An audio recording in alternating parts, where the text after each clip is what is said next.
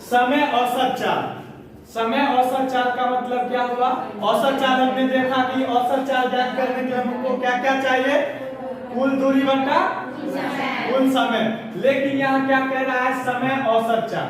इसका मतलब यहाँ पे देखिए, एक डायग्राम से समझेंगे। एक डायग्राम बनाए जिसमें ए बी सी और डी मान लिए, ठीक है? ए बी सी डी मान लिए। अब क्या कहता है? समय औसत चाल। समय औसत चाल यानी समय आपको पता है, दिया रहेगा, चाल भी दिया रहेगा, तो अब हम औसत चाल कैसे ज्ञात करेंगे? और दूसरा पूछता है कि दूरी औसत चाल, जिसमें दूरी और चाल दिया रहेगा, तब हम औसत चाल कैसे ज्ञात करेंगे? और हमको औसत चाल ज्ञात करने के लिए क्या चाहिए? औसत चाल बराबर क्या ज्ञात होना चाहिए?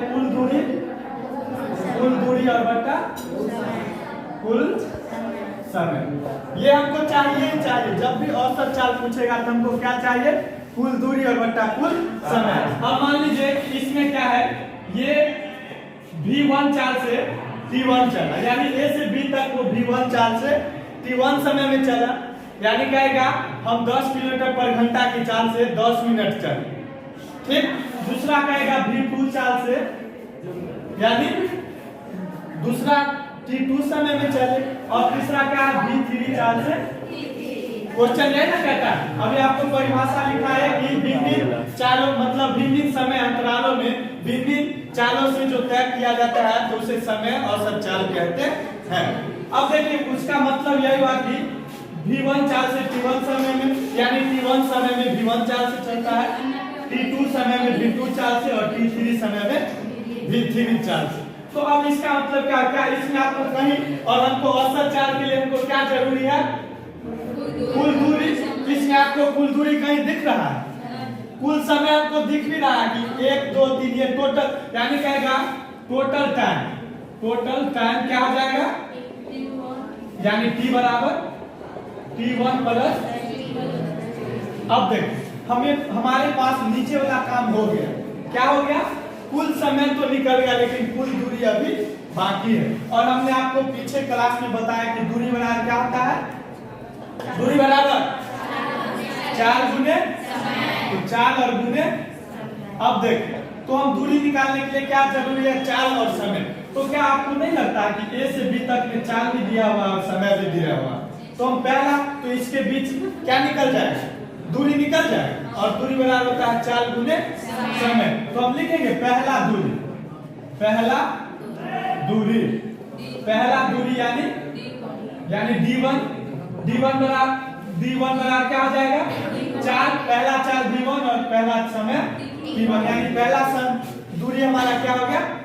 D1। इसी तरह D2 निकाल देंगे तो क्या हो जाएगा? D2 बराबर क्या हो जाएगा? V2 T2, और D3 बराबर क्या हो जाएगा? D3। यानी ये पहला दूरी, दूसरा दूरी, यानी इसके बीच की दूरी कितना हुआ? V1 T1, इसके बीच की दूरी V2 T2, और इसके बीच की दूरी V3। लेकिन टोटल दूरी ना हमको चाहिए, तो टोटल दूरी को मान लेते हैं कैपिटल D या स्मॉल d माने। टोटल दूरी हमारा ये हो गया, और टोटल दूरी यानी इसको जोड़ेंगे, पहला दूरी और प्लस दूसरा दूरी और प्लस तीसरा दूरी, यही ना टोटल दूरी हुआ। और टोटल दूरी का जो मान है वो रख दीजिए। तो D1 का वैल्यू कितना है? V1 T1 plus V2 T2 और प्लस V3 T3। ये हमारा क्या आ गया? टोटल दूरी। और हमारे पास टोटल समय भी यहाँ से पता है। टोटल, ये तो हमारा डायग्राम हो गया। हमारे पास टोटल समय पता है, टोटल दूरी पता हो गया, टोटल डिस्टेंस है ना, टोटल डिस्टेंस। अब बताइए औसत चाल अब निकालेंगे। तो औसत चाल बराबर क्या होता है? फॉर्मूला, यानी औसत चाल को डिनोट करते हैं एवरेज से। औसत चाल बराबर होता है कुल दूरी। तो कुल दूरी हमने यही ना निकाला, तो कुल दूरी बराबर क्या लिख सकते हैं? D1 plus D2 plus D3 और बचे कुल समय। कुल समय का वैल्यू क्या है? D1 प्लस D2 और प्लस D3।